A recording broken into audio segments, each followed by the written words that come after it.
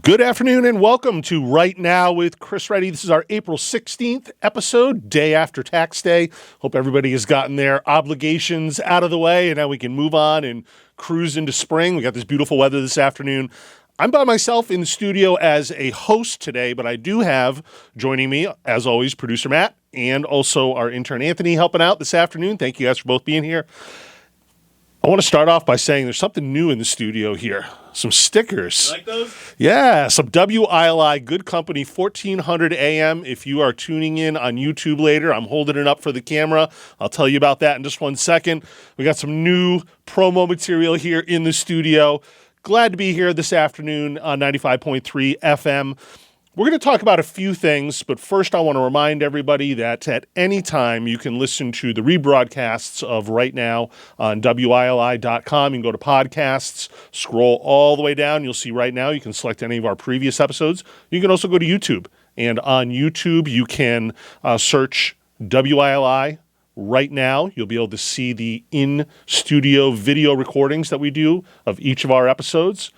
And starting a little bit more than a week ago, we began airing on Spectrum Public Access Channel 192, Tuesday evenings, 6:30, Saturdays at 7. You can again see the in-studio video recordings of our show. I want to begin today by talking about something that I kind of left off on last Thursday's show, and I've been thinking a lot about this over the past week.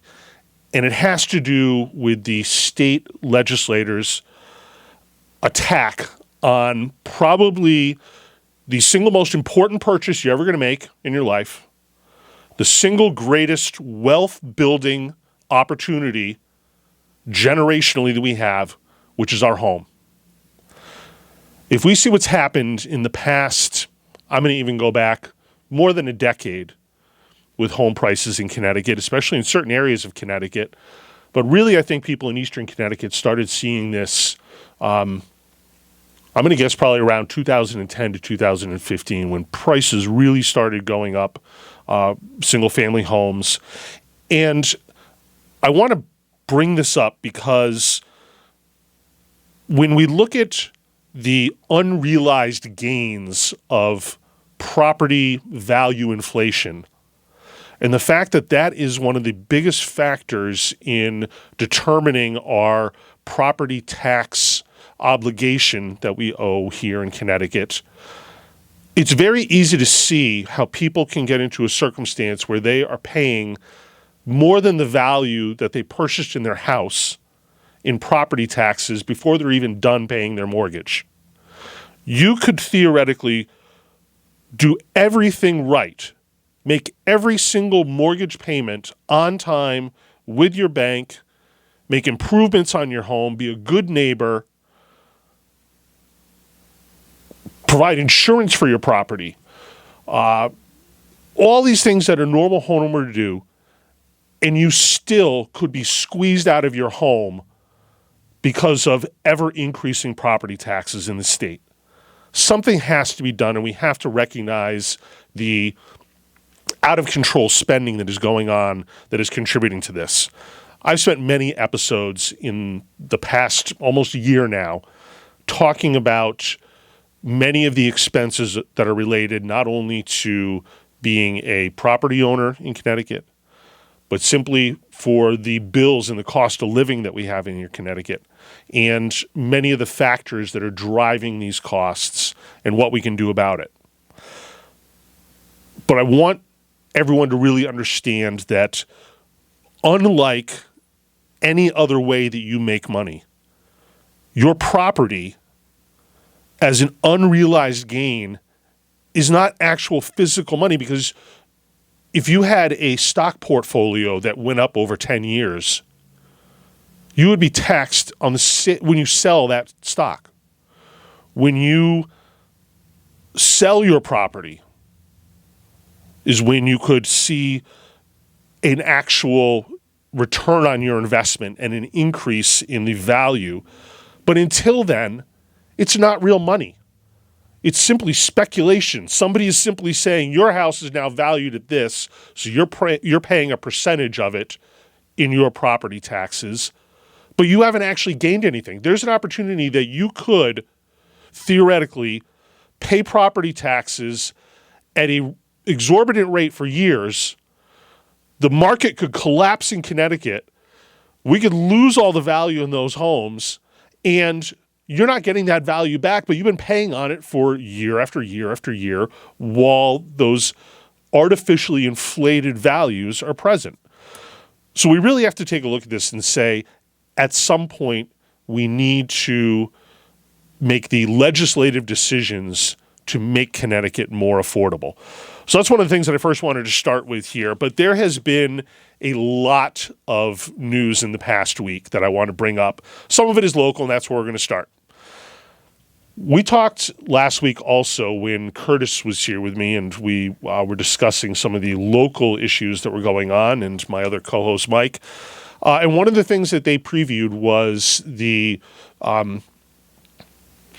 Chaplin, the town of Chaplin, notifying the town of Windham that it was removing itself from the revenue department, the town of Windham's revenue department, for revenue collections. Well, a big thing happened on Tuesday. The towns of Scotland and Hampton followed suit. There was a special town meeting in the town of Scotland, and residents came out. They heard the justification for why the Board of Selectmen requested to remove the town from the revenue department with the town of Windham, and in fact have a plan in place where while Chaplin, when it separated itself, decided that it would join in with the town of Mansfield for revenue collection, the towns of Scotland and Hampton have decided that they are going to join in with the town of Canterbury for revenue collection, which I think makes a good adjustment since the town of Scotland felt like there were some services that were not being provided in a timely fashion from the town of Windham. But that this kind of goes to the smaller communities looking to join together to try and consolidate some costs and services to help out some of our community members in that regard, and trying to make sure that the quality of services remains high and also easily accessible, which I think is an advantage for both Hampton and Scotland going to Canterbury, in that there definitely is a much better opportunity for access and for convenience there by going to the Canterbury Town Hall. So we look forward to that. Some of our local news that has happened just within the past couple of days. One thing that I do want to mention before we continue with some other state legislative issues that we'll be talking about, and some other national level news too, is that we are currently looking for some new sponsors. If you are interested in being a sponsor for either this show right now on Thursdays from 3 to 4 p.m., or if you would like to be a sponsor for Mike DeSonier and Unfiltered on Mondays from 3 to 4 p.m., you can contact the WILI Sales Department, 860-456-1111. Some of the other things that I wanted to bring up here during the first segment of our show is that we are just under a month away from the deadline, which is midnight May 6th, for the Connecticut 2026 state legislative session. This last day is referred to as Sine Die. It's coming up in a couple weeks. So far, there's been about 1,100 bills introduced in Hartford. The House of Representatives is off this week to coincide with the school break for April vacation. I'd say there's probably about 500 bills left that are still on the floor to debate over the next few weeks. Obviously, a very busy time. There's going to be clearly a lot of discussion as things have moved from committee now to appropriations, which is really this goal of this short legislative cycle that we're seeing right now in the even-numbered year. But there's a few things that I want to mention that are related to Connecticut, but are specifically about legislature that I'm keeping an eye on in some of the states around us, because I think it's always a good indication to look and see what's happening in Rhode Island, Massachusetts, New York, and even states like California, to see what type of policies we can be expecting to see in the future from the Connecticut state legislature, with its current supermajority being held by Democrats.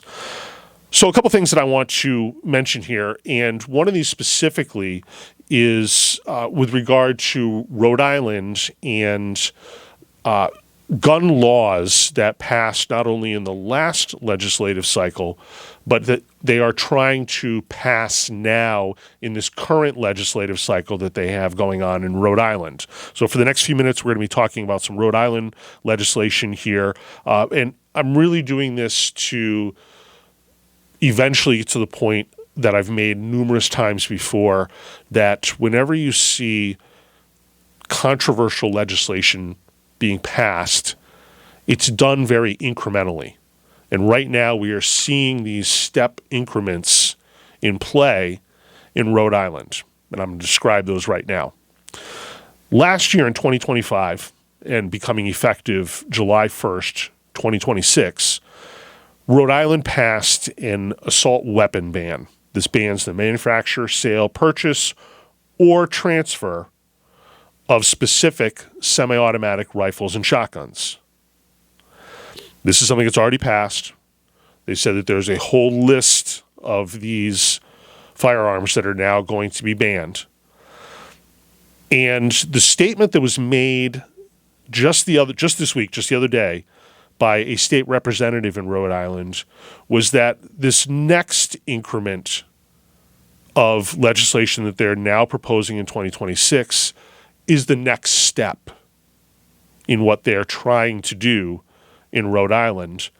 And House Bill 8073, Rhode Island, is now going to ban, very simply, the possession of these same style of guns. So in this list that they banned the manufacture, sale, purchase, and transfer of, but said, hey, we're going to grandfather in for everybody that already owns one.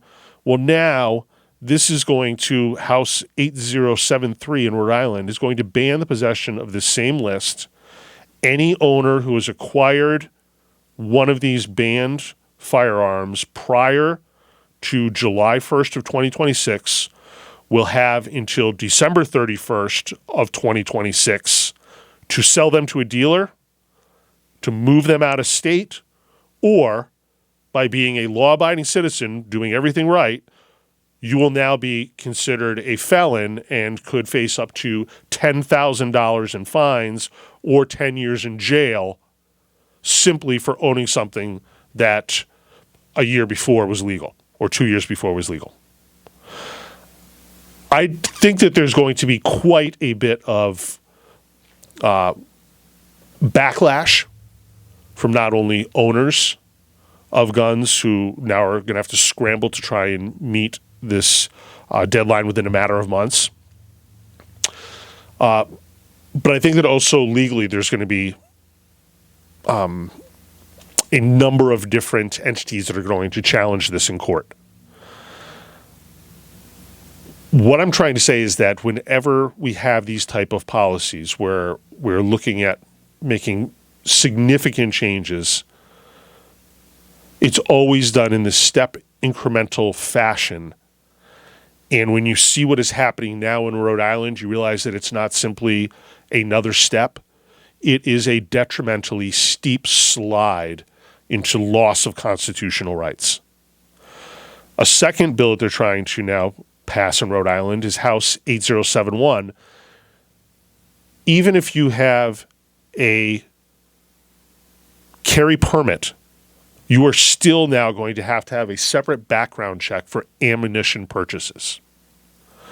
Again, I don't think that this addresses the true issues of illegal firearms that are being used in the commission of crimes, stolen firearms that are ending up on our streets.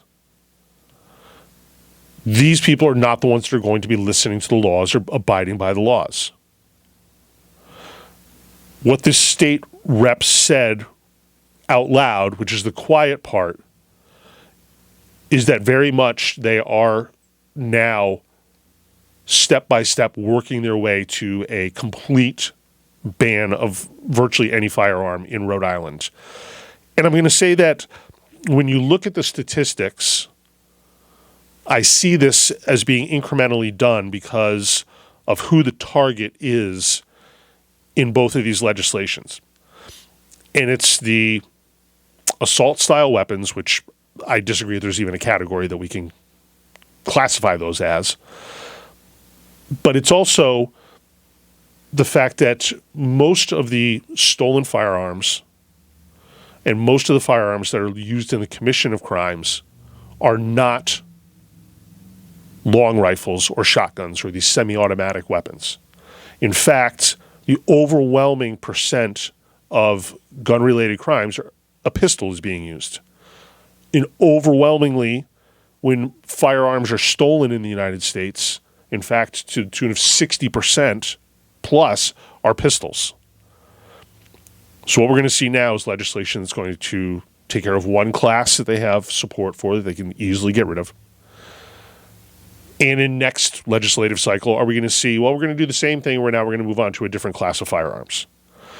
So I think that there's, a lot of being able to read through the tea leaves and see what's coming along as to this is how they think that they can attack constitutional rights by providing state legislation that is really going after law-abiding citizens, people who are trying to do the right thing, making it more difficult, making it more expensive, making it more exclusionary for people to be able to protect themselves in this regard.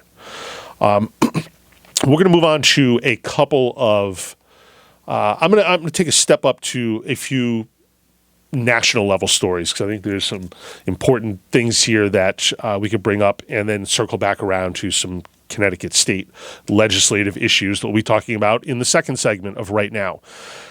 If you didn't hear, we had talked several months ago about some of the fraud that was being uncovered in Minnesota.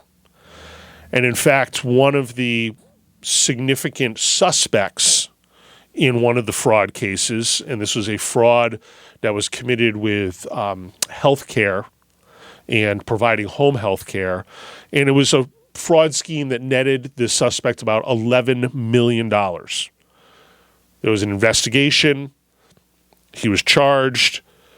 He was arraigned. He was allowed his time in court, and the suspect was given two options to be able to bond out and gain release from custody. First was that he could pay $50,000 and relinquish his passport because he was considered a flight risk, or he could pay $150,000 and retain his passport, which of course he did, and lo and behold, 2 days later, he flew out of the United States. So now we have someone who has committed $11 million worth of fraud in this country, is afforded every opportunity from our judicial system, and of course takes advantage of it. These are the things that really bother me about the soft on crime policies, because while you are allowed to make mistakes and we can give people the opportunity to make up for things that they have done, in a case like this where it was so obvious that this person had no connection to the community that he wanted to stay here, he was simply defrauding us, and then he's given an opportunity when he has millions of dollars that he's stolen at his accessibility, he's going to pay extra, get his passport, he's going to leave, and we're never going to see him again. These are the things where at some point these soft policies have to make sense for the people who are the victims, which are all of us, the taxpayers. So when we look at now some of the legislation that is being pushed in other states as a response to some of the fraud that is being recognized in states like Minnesota and California, I'm going to take you to California, across the country from Rhode Island, where we were just talking about, to a bill that is listed as AB 2624, and this is titled Privacy for Immigration Support Service Providers, which again sounds like a very noble cause, and you're trying to help people out who are trying to come to this country for a better opportunity. However, when you look at the wording in this bill, and this one is the one that you're kind of hearing bantered about as the Nick Shirley Act. It specifically says that it is to shield taxpayer-funded organizations, meaning nonprofits, non-governmental aid organizations, from scrutiny. And what it says is that if an undercover investigative journalist type thing, like we've seen with Nick Shirley and people such as that, are going around and looking in neighborhoods and saying something just isn't adding up here. Why is there a daycare center and we never see any kids here? Why is there a hospice center where virtually every single person that's a patient of this hospice center is discharged when really this should be for those very limited circumstances of palliative care at the very end of life? Now, they say that this is for safety reasons. But I see it as not addressing the fact that there is rampant fraud going on. People have a right to know how their taxpayer money is being spent.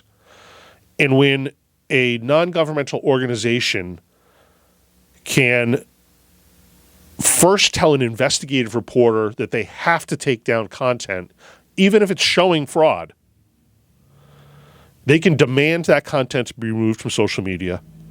They can sue for damages up to $4,000 per incident. And furthermore, now the state can fine that journalist up to $50,000 and put them in prison for a year. All right? What this is the state legislature in California, who they think are going to be embarrassed by the amount of fraud that they have in that state, and I'm sure they will, they're trying to intimidate anyone from asking questions. This is powerful, far-left NGOs that are threatening the First Amendment rights of investigative reporters. All right? You talk about Orwellian-type Ministry of Information stuff, and this is what you're seeing starting here in California. We're coming to the bottom of the hour here. We have just a couple minutes left. I'm going to take one last thing here and in California, then we're going to take our quick commercial break. This one, I have to say again that there was no doubt in my mind that something like this was going to happen coming out of California. And this has to do with their congressman who was running for governor, who now has some absolutely horrible allegations against him from women. I'm not going to get into too much about that, but what I do want to say about this is that really look very deeply into the story behind this, because if you don't remember, about 11 years ago, there was a very serious case involving Congressman Swalwell, where he had a Chinese spy that was not only infiltrating his campaign network, other campaign networks, not only in California, but also in the Midwest. This is someone who worked for the Chinese Communist Party as an intelligence operative, specifically for the Ministry of State Security, was in the United States as a college student, and became politically connected in that Bay Area.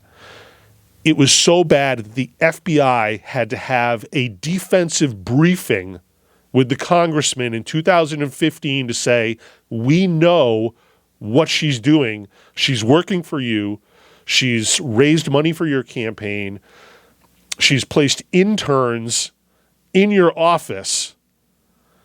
And apparently he just cut ties with her, and that's all we have to say. This kind of shows you the rot within this party, where there's absolutely no way that the likes of Nancy Pelosi and some of these other controlling members were not at least a little bit aware of what was going on. But then when you look at his history and the way he became an attack dog, you really have to wonder how much of this was him being used as a pawn. And now that Nancy Pelosi's pawn no longer has its usability, it's going to get cleaned off the board. So we are at the bottom of the hour right now. This has been the first segment of Right Now with Chris Reddy here on 95.3 FM WILI. Welcome back to Right Now. This is our Thursday, April 16th episode. I'm Chris Reddy hosting today with producer Matt and intern Anthony in the studio with me. You guys enjoying the nice weather today? It's a little too hot for me. Yeah. Already. I'm not used to this heat yet. You and me both. Like said, I thought we would work our way up slowly, but no, we're just thrown right into it. yeah, exactly. New England, we're going to go from, snow. What was it last week? Got some snow flurries at night. Yeah. And then this week we're at 87 degrees when I was driving in. It is nice to see everything turning green. It's nice seeing people getting out and enjoying the warm weather finally after our pretty significant winter that we had this year. That was definitely a change from past few years. It's also kind of signifying a change now that we talked about at the beginning of our show, and that change is the end of our legislative session that's coming up. May 6th, Sine Die, midnight, that is the deadline. All the bills have to be in by midnight. So far, we've had about 1,100 bills introduced. We're a little bit more than halfway through them. Week off for the House of Representatives out in Hartford this week to go along with our vacation from schools here in Connecticut for April. We're going to continue talking about some of the issues that have been going on in the past week and circling back around in this second segment of Right Now, coming back to some Connecticut issues. But first, I wanted to bring up something from just west of us here in New York City. And if you did not hear, there was an announcement by Mayor Mamdani's office this week about one of the 5 city-owned grocery stores that they are planning in the city. And the first one, they found the location. They are reviewing plans and preparing for whatever renovations need to be done with the building. The big announcement was that this grocery store is going to cost about $30 million and is scheduled to open sometime in 2029. So to provide relief 2.5 years down the road does not look like a wise investment from my point. And I'm going to back this up with something that has been tried in other states. And in fact, we only have to go back to August of last year and Kansas City. And there was a city-owned grocery store called the Sun Fresh Market. This was established around 2019, really kind of suffered during COVID, but then they tried to revive it coming out of COVID, and it only lasted until August 12th of 2025 due to significant financial losses, a high incidence of shoplifting and crime, and a lack of available inventory for the store. The state estimates that the taxpayer investment to run this grocery store for those, I'm going to say 5 years, was around $29 million. And in fact, in May of 2025, just a year ago, they received an additional $750,000 bailout that only lasted them about 3 months, and then they were forced to actually close down. While we can be looking for ways to make the cost of living more affordable for residents in any state, Connecticut, Rhode Island, Massachusetts, New York, to try and subsidize, and I understand the need for it. There was definitely in Kansas City an area that was considered a grocery desert. But there has to be something done to entice private industry to come back into the area and businesses to be the ones to take on this role of food provider in the community, because clearly it's not working under the ownership of the city. And really, I only have to say that I don't support really anytime we're trying to increase the size of our government. We really need to make sure that the programs that are ones that are being utilized with taxpayer money, they have to do what is expected. They have to be able to stand up to audit, to scrutiny. They have to be able to also be programs that are beneficial and cost effective. And when you have these programs that have lofty ideological inspiration and these ideas where we're going to provide free bus service and free train service, free subway service and free food, and somebody has to pay for that. The money has to come from somewhere. And when even the city can't survive running a business because of these problems that I listed just a few minutes ago, there's no way you're going to be able to get a private company to or a corporation to look at that same location and say, yes, this is a worthwhile investment. That's bad legislation that's doing that. That's bad policy that is creating that type of environment. Now, as I said at the beginning of this little section here, this is one of only 5 planned city grocery stores. So now you're looking at maybe a cost that's going to total over $200 million for 5 grocery stores over the next, let's say, 5 to 7 years. Again, something has to click where people say, is this worth the huge amount of investment that's going into these programs? And that's some of what I'm trying to bring really awareness to, that these are the things that we vote on at the local level. It all starts in making sure that you get out and vote for town referendums, for your board of selectmen, your town council, whatever your particular town organization structure is, voting for state reps and state senators. All of this is so much more important to you and your cost of living and your wallet than it is voting in a presidential election.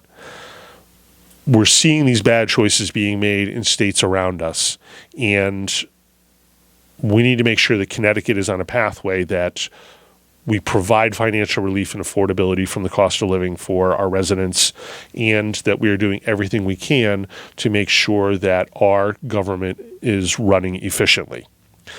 Now, I said this also in a previous episode, as I talked about Connecticut and state employees.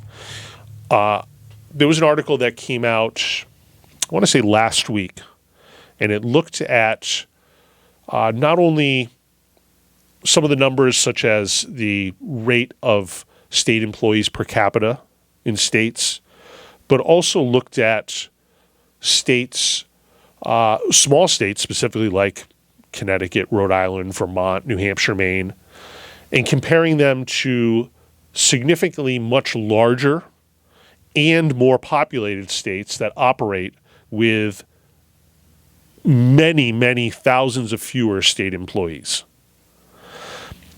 Currently, as the best numbers that I can see in Connecticut, if you include all the full-time equivalent positions for state employees and for local municipal employees, in Connecticut, we're at around 75,782 of those employees.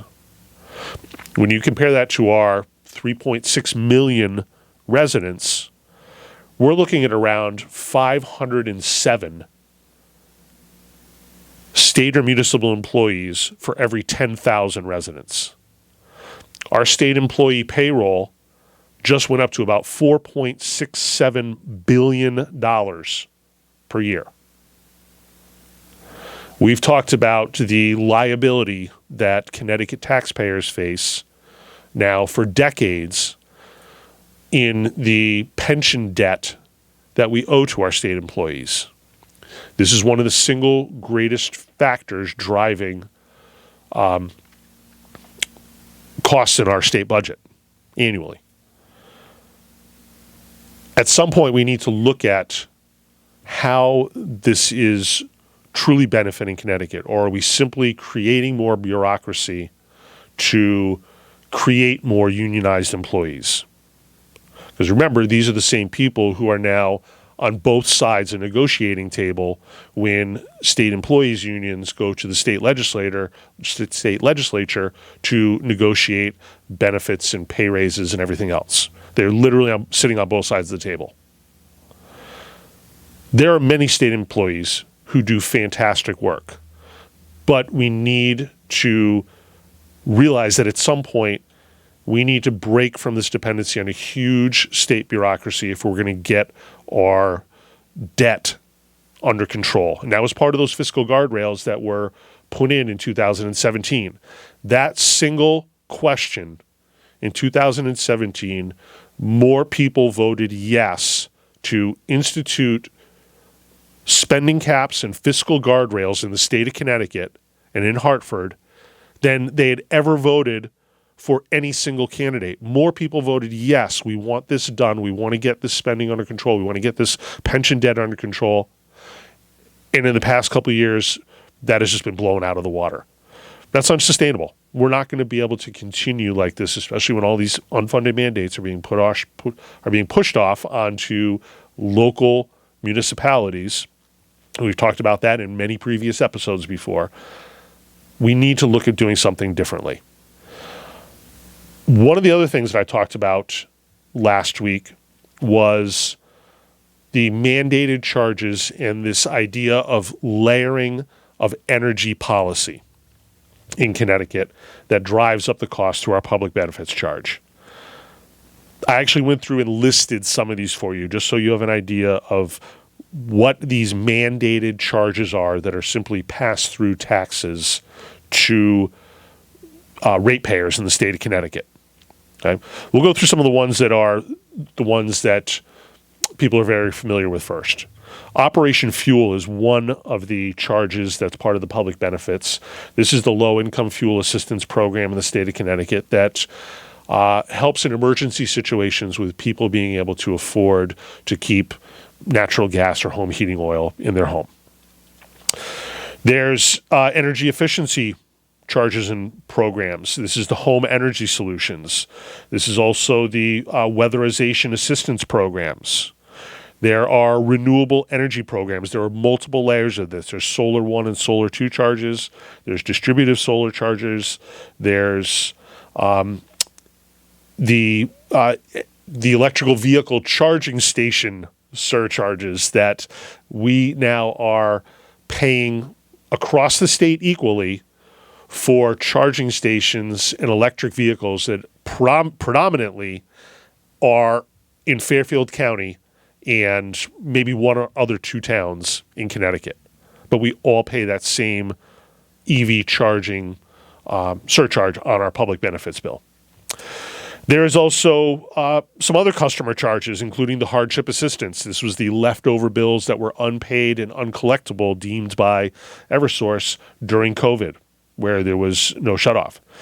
There's the net meter recovery charge, where they're trying to upgrade the metering abilities of Eversource through residential metering boxes. There's revenue decoupling. Over a dozen of these mandated charges that are specifically taxes passed through to ratepayers, where these are items that should be part of the state budget. Now, I have heard some rumblings that in the near future, something is going to change with the public benefits charge, but I have not heard specific details about this. But I will stay on it, and I will keep you informed and let you know what is going on. There are a couple of other things that I wanted to make sure. These are the ones that I found the most challenging with the public benefits. There's a customer charge. Simply being a customer of Eversource, you are being charged. There is an attorney consulting fee that's part of the public benefits charge. Up until recently, there have been lobbying and advertising that have been part of the public benefits charge. These are things that we should be able to discuss and debate on either the House or the Senate floor with our legislators to try and provide some reasonable electricity rate reductions for Connecticut ratepayers. All right? The other big thing that happened in Connecticut this week, and this was specifically on Monday, we had the Department of Justice that filed in Connecticut courts contesting the Trust Act in Connecticut. Now, the Trust Act has gone through several adjustments or amendments since 2013 when it was first voted in. Specifically named in the Department of Justice were the state of Connecticut, the governor, the attorney general, the city of New Haven. It specifically addresses some of the sanctuary policies, and I do want to give you a little bit of background of what I've been able to kind of look at as some of the aspects that are going to affect this case, because this is clearly something that's going to be becoming news in Connecticut as this moves along through the court system.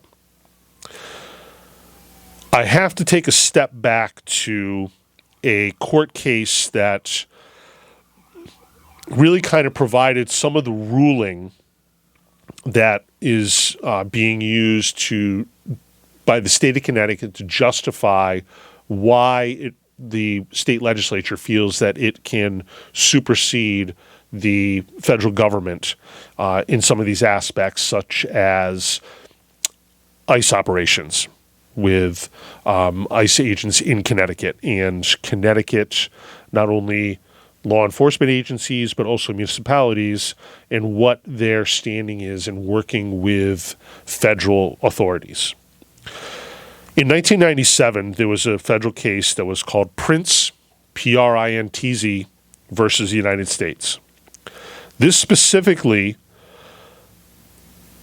dealt with the question, can the federal government require background checks to be performed by state and local governments for people to purchase firearms? The ruling from this case that went all the way to the Superior Court was an interpretation of the 10th Amendment. And it allows states to retain all power not expressly given to the federal government in the Constitution. And specifically what some of this wording was that the federal government may neither issue directives requiring the state to address particular problems nor command state officers to administer or enforce a federal regulatory program. And that makes sense to me. State should supersede the federal government with local issues. The federal government is there to provide support in financial and other aspects, but I do agree that the state should have that power. I think that there is some misinterpretation here because what the federal government wants is for, in specific circumstances that do have regard to public safety, not just federal regulatory programs, they're looking specifically for the state agencies to help them to facilitate locating someone who potentially is dangerous. I'm not saying that this is for the person who is here and has done nothing wrong. What I'm concerned about is that the state has become very lax on crime, and it wasn't even until 2025 with amendments made to the original Trust Act that some of these people who had some very significant crimes, I mean, some significant assault crimes, child endangerment, prostitution, a number of things that quality of life issues and dangerous issues were ones that law enforcement agencies in Connecticut could not assist federal authorities in apprehending somebody accused of this until 2025. The big change that really affected this was in 2019. And it was a very subtle step again that was done. But if you remember back, the legislation in 2019 that amended the Trust Act changed one very important thing, and it was the idea that a 1-year penalty, a misdemeanor, which again, there are some pretty significant crimes that are misdemeanors that could land you 1 year in prison. But the state of Connecticut decided they wanted to take that 1 year prison and any misdemeanor that had a potential 1 year prison sentence or less would become now a 364-day sentence.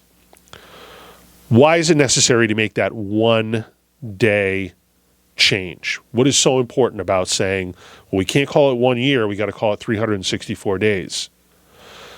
What it was to no longer align with federal regulations that said when you commit a misdemeanor and your prison sentence is now greater than a year, and it could be because of other extenuating circumstances, that there was other charges added onto this, however it might be, but that automatically prompted a flag from local law enforcement agencies to now have this person recognized by federal authorities. And that was the specific step that Connecticut took, was to change this 1 day in sentencing so that they can now no longer abide by notifying the federal government when they had someone who was now at the end of their 1 year sentence and being released into the public.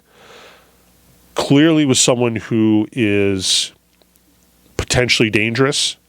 It is much safer for this transfer to take place in a circumstance such as a prison when somebody is being released. I would much rather see that than have anybody who's trying to do a job where all they want to do is go home at the end of the day, be injured or hurt, or have a civilian be injured or hurt because there was interference with law enforcement activities. So this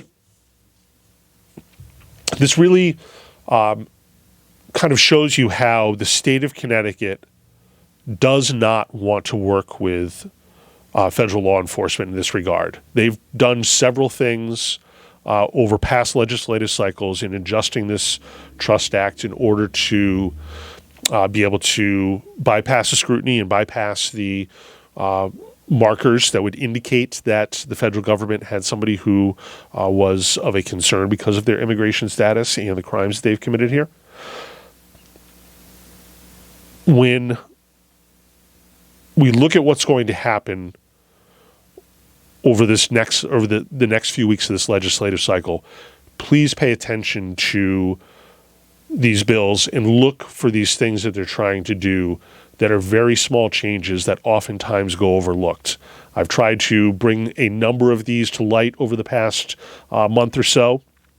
And I said we're getting towards the end of this legislative cycle, so we're going to kind of change in the next few weeks from talking and wrapping up with issues in Hartford to really talking about elections that are coming up here in November. We have only a minute or two left, so I want to give you a preview of some upcoming episodes. We have state conventions coming up in May, very important to the electoral process in Connecticut. We will finally have an idea of who our candidates are, and I plan on having many of these candidates as guests on our show in the next couple of months. As I've said before, you can tune in anytime to the show. If you don't listen live, you can tune in to WILI.com if there was a portion of it that you missed or you'd like to go back and listen to previous episodes. WILI.com, go to the podcast, which is at the top of the page, scroll all the way down to right now. You can listen in podcast format. You can also go onto YouTube and view this with our in-video recordings that are done in studio. You can also go to Spectrum, channel 192 public access, Tuesdays at 6:30, Saturdays at 7 to see this show. I will be back on Monday filling in for Mike with Unfiltered at 3 o'clock, and I'll be back next week on Thursday. This has been Right Now with Chris Reddy on 95.3 FM WILI.